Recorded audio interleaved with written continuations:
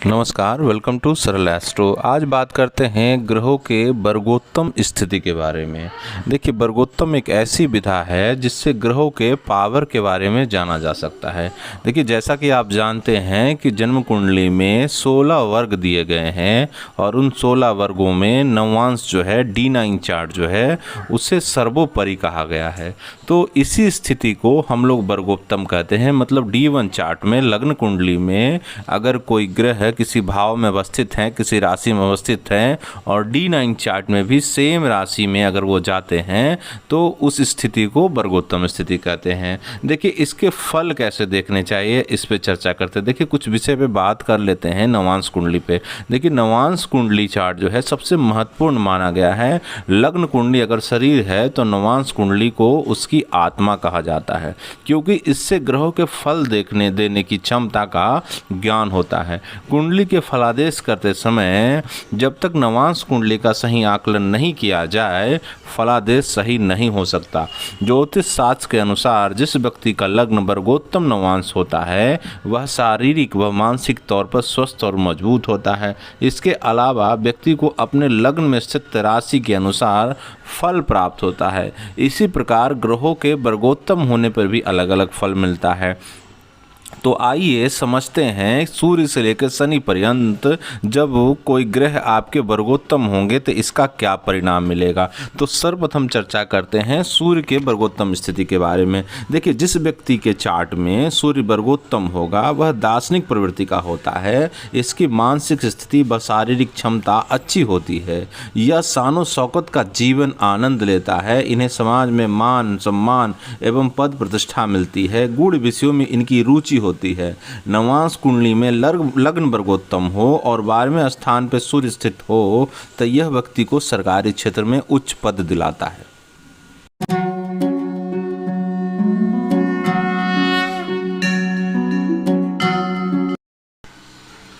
देखिए, ये चर्चा मैंने सूर्य वर्गोत्तम के बारे में की। अब देखिए, चंद्रमा अगर वर्गोत्तम हो कुंडली में तो इसके कैसे फल देखने चाहिए इस विषय पे चर्चा करते हैं। देखिए, चंद्रमा अगर वर्गोत्तम हो तो व्यक्ति माता का भक्त होता है और इसकी स्मरण क्षमता बहुत ही अच्छी होती है। ये बुद्धिमान और होशियार होते हैं। ये भेदभाव का विचार नहीं रखते। साथ ही साथ सामान्य व्यवहार रखने वाले ये व्यक्ति होते हैं और ये अपनी चाहतों को अच्छी तरह से समझते हैं और उसे प्राप्त करने हेतु तत्पर रहते हैं। नवांश कुंडली के लग्न वर्गोत्तम है, अगर नवांश कुंडली में लग्न वर्गोत्तम है और 12वें स्थान में चंद्रमा स्थित है तो व्यक्ति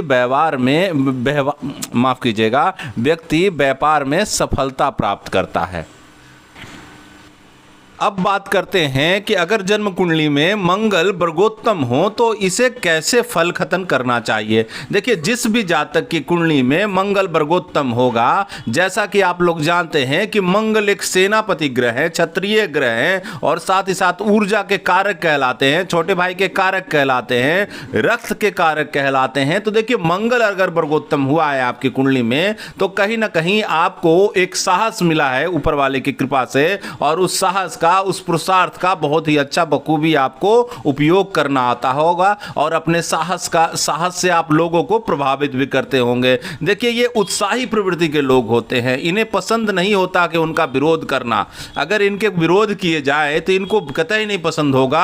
ये अपने ऊपर किसी भी तरह की जबरदस्ती और दबाव नहीं महसूस करते, क्योंकि लग्न में ही, मतलब जन्म लग्न में ही मंगल वर्गोत्तम मिला है, यानी मंगल ऊर्जा का कारक ग्रह है। देखिए, एक सूत्र और मैं बताता हूं, अगर जन्म कुंडली में मंगल वर्गोत्तम है तो इसे आपको जरूर देखना चाहिए। देखिए, अगर लग्न भी वर्गोत्तम हुआ है, नवांश कुंडली वर्गोत्तम हुआ है और 12वें स्थान में मंगल स्थित है तो व्यक्ति सेना और उससे संबंधित क्षेत्रों में कामयाब होता है और रुचि रखता है।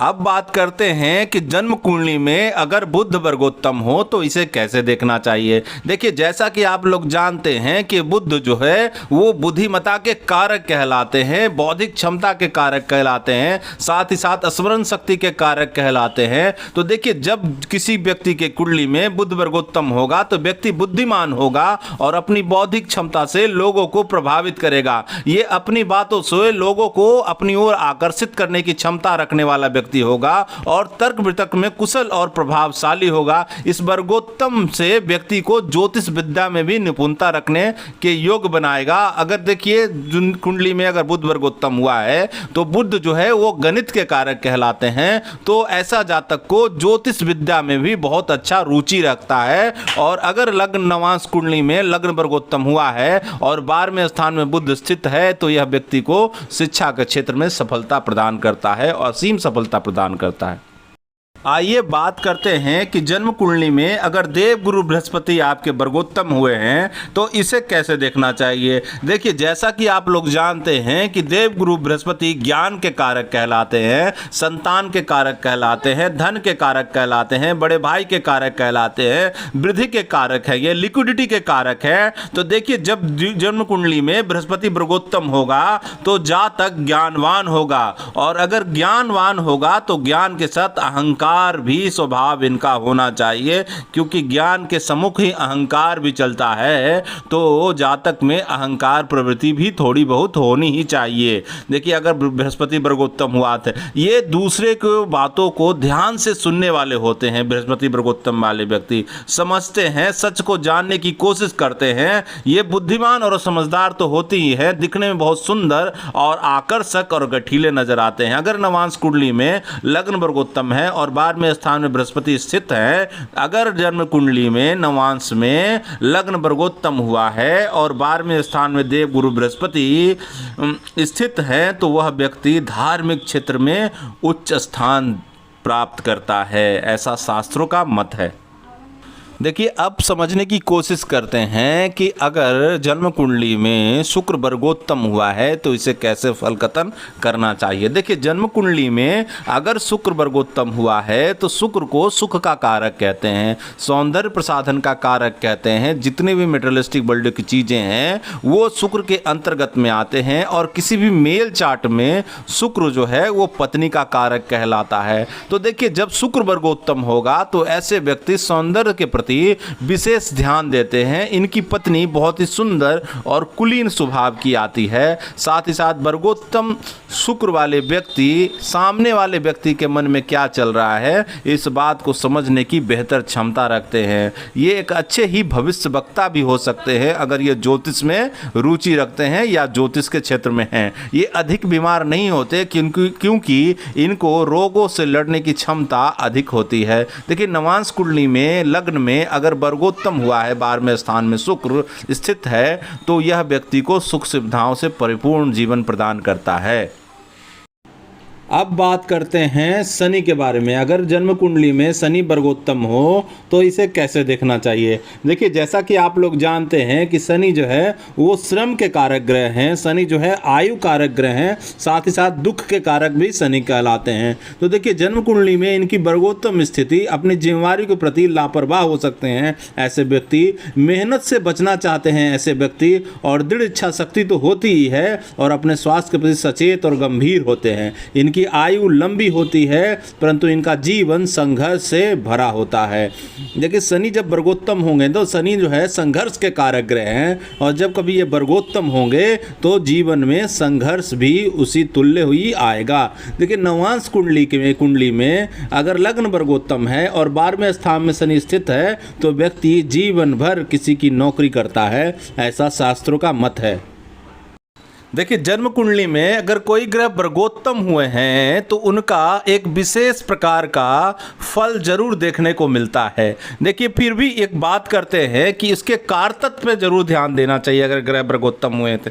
जैसे देखिए कि चंद्रमा और शुक्र ये शीतलता के प्लैनेट हैं और सौम्य प्लैनेट कहलाते हैं, तो इसे शुभ राशि में अगर ये वर्गोत्तम होंगे, फायरी साइन में जाके वर्गोत्तम नहीं हो रहे हैं, अर्धी साइन में अगर वर्गोत्तम हो रहे हैं तो ये अच्छा वर्गोत्तम कहा जाएगा। वहीं अगर देखें अग्नि तत्व के प्लैनेट जैसे सूर्य और मंगल 159 राशि में गए हैं और वर्गोत्तम हुए हैं तो ये अच्छा रिजल्ट कहा जाएगा। उसी तरह शनि की बात की जाए तो शनि जो है ये कार तत्व रखते हैं, वायु तत्व को रिप्रेजेंट करते हैं, तो 3, 7, 11 राशियों में अगर वर्गोत्तम हुआ हो शनि तो ये भी अच्छा कहा जाएगा। इसी तरह से ग्रहों के कार तत्व के हिसाब से, उसके एलिमेंट के हिसाब से अगर उसी राशि के क्रम में वर्गोत्तम ग्रह हुए हैं तो रिजल्ट अच्छे देखे जाएंगे। तो इस तरह से मैंने सूर्य से लेकर शनि पर्यंत ग्रहों की वर्गोत्तम स्थिति के बारे में आपको बताया। आगे मैं बताऊंगा कि वर्गोत्तम ग्रह किन सर्टेन ऑफ डिग्री पे जाके ग्रह वर्गोत्तम होते हैं और पुरुषकृत नवांश कैसे देखना चाहिए और इसे फलित में कैसे यूज करना चाहिए। देखिए, ज्योतिष के इन्हीं सभी सूत्रों से मैं आपको अवगत कराता रहूँगा। मेरे चैनल से जुड़े रहें और वीडियो में बने रहें। तब तक के लिए मैं आपका धन्यवाद करता हूँ।